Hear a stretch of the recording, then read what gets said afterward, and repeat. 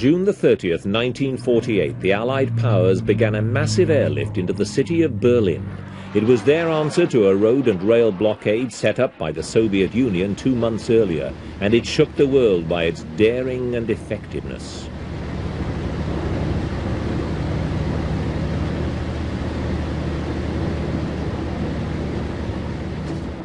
As part of the post-war settlement, the former German capital had been divided into 4 sections.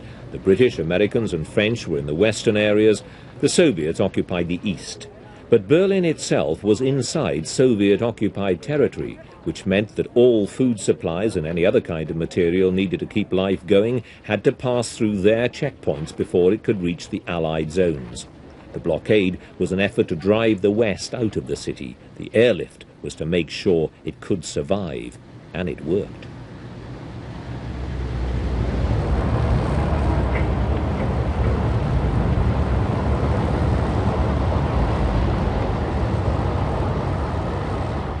For weeks, workers at the airport had to handle thousands of tons of supplies which were flown into the British sector every day by planes landing every 4 minutes.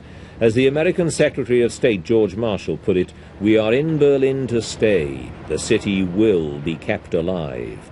To underline the point, in one 24-hour period, American planes delivered 7,000 tons of supplies on 895 flights.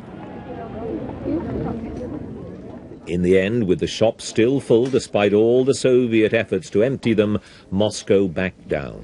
In a deal arranged at the United Nations, 2 Germanys were established. The German Democratic Republic was set up in the east, the Federal German Republic in the west. Berlin itself would remain divided. That it did was due largely to the success of the Allied airlift.